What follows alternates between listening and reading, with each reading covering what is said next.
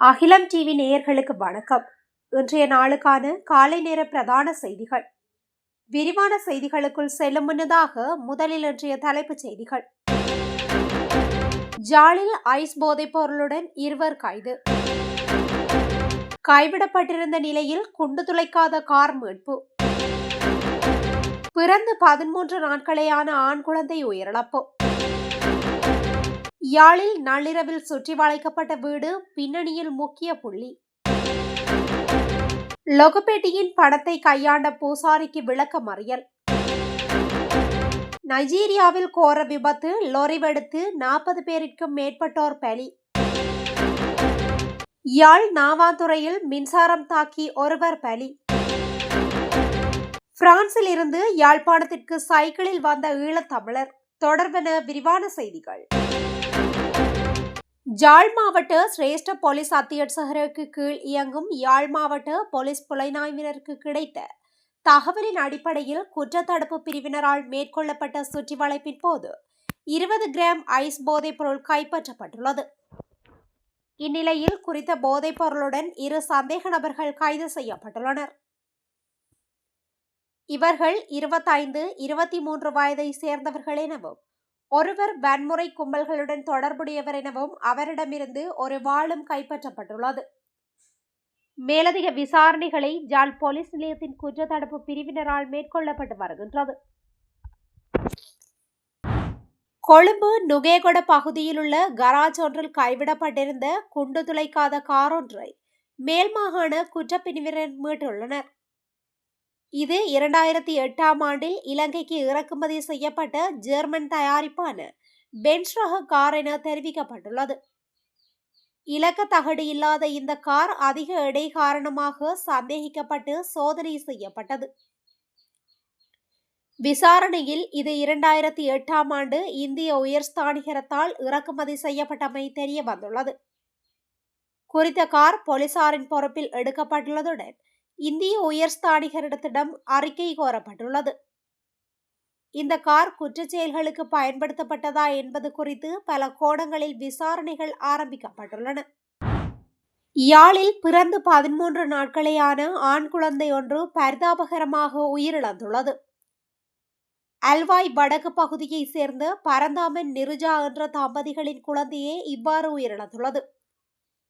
இது குறித்து மேலும் தெரிய வருகையில் குறித்த குழந்தை கடந்த 9ஆம் திகதி மந்திகை வைத்தியசாலையில் பிறந்துள்ளது. பின்னர் அன்றைய தினமே தாயும் சேயும் யாழ்ப்பாணம் போதனா வைத்தியசாலைக்கு மாற்றப்பட்டனர். குடலிறக்கம் காரணமாக மரணம் சம்பவித்துள்ளதாக உடற்கூற்று பரிசோதனைகளில் தெரிய வந்துள்ளது.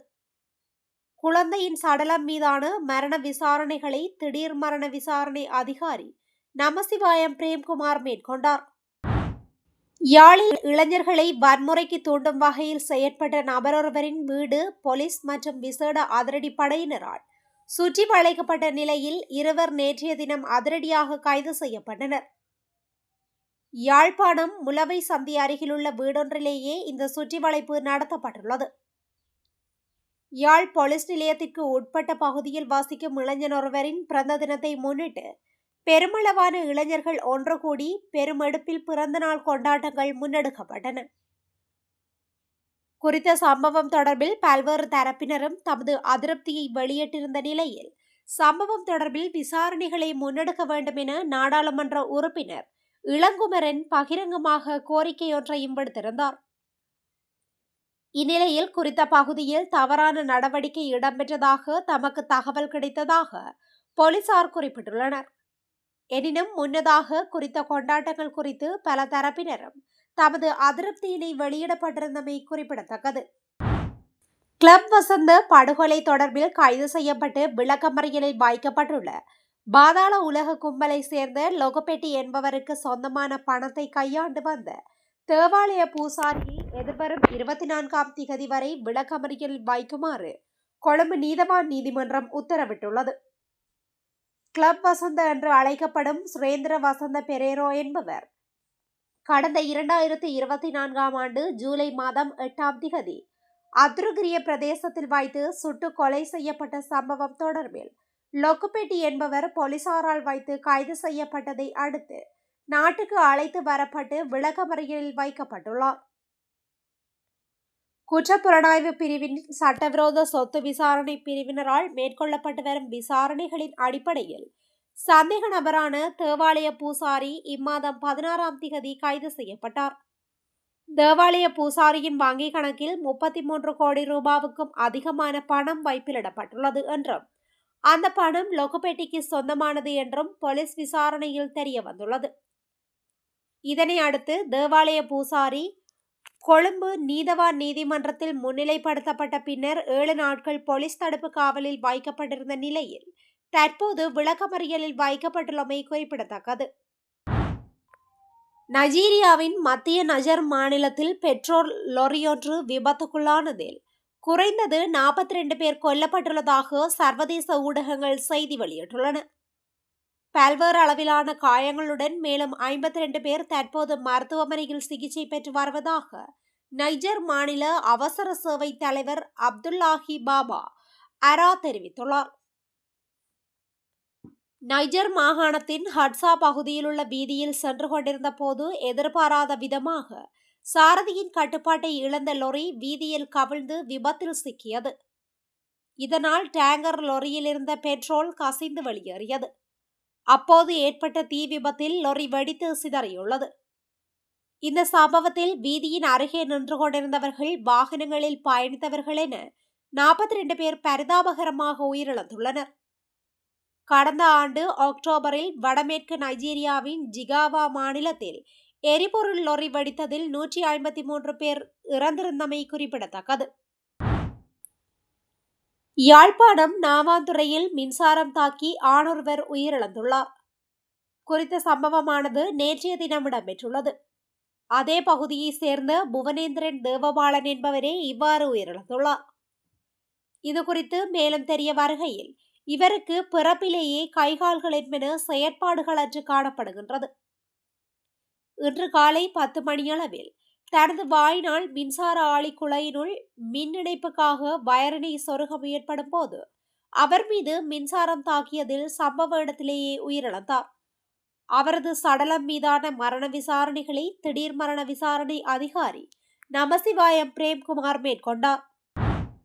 பிரான்சிலிருந்து சுமார் 13 நாடுகளை சைக்கிளில் கடந்து வந்து சுமார் 10,000 கிலோமீட்டர் பயணம் செய்த இளைஞர் நேற்று மதியம் யாழ்ப்பாணத்தை வந்தடைந்துள்ளார். பாரிஸிலிருந்து யாழ்ப்பாணம் என்ற தலைப்பில் இந்த பயணம் மேற்கொள்ளப்பட்டது.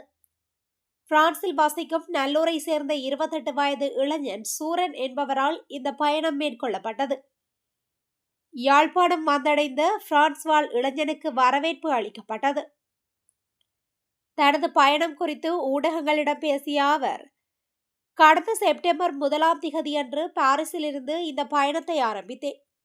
France, Germany, Austria, Slovakia, Hungary, Serbia, Bulgaria, துருக்கி, ஜோர்ஜியா, கசகஸ்தான், உஸ்பெகிஸ்தான், ஆப்கானிஸ்தான் மற்றும் இந்தியா வழியாக பயணம் செய்து இன்று யாழ்ப்பாணத்தை அடைந்துள்ளேன். இதற்காக சுமார் 10,000 கிலோமீட்டர் தூரத்தை நான் கடந்துள்ளேன். எனது குடும்பத்துடன் மீண்டும் இணைவது மட்டுமல்லாமல் யாழ்ப்பாணத்தின் கலாச்சார முக்கியத்துவத்தை உலகிற்கு எடுத்துக்காட்டுவதும் எனது நோக்கமாகும். யாழ்ப்பாணத்தில் சுற்றுலாவை மேம்படுத்துவதற்கும் உலகளாவிய தமிழ் புலம்பெயர்ந்தோர் தங்கள் தாயகத்துடன் வலுவான உணர்ச்சி மற்றும் கலாச்சார தொடர்புகளை பேணுவதற்கு ஊக்கமளிப்பதற்கும் ஒரு அர்த்தமுள்ள வாய்ப்பை உருவாக்க விரும்புவதாக அவர் மேலும் தெரிவித்துள்ளார். இத்துடன் இன்றைய நாளுக்கான காலை நேர பிரதான செய்திகள் நிறைவடைகின்றன. தொடர்ந்து இதுபோன்ற செய்திகளை உடனுக்குடன் அறிந்து கொள்ள அகிலம் டிவியுடன் இணைந்திருங்கள். நன்றி, வணக்கம்.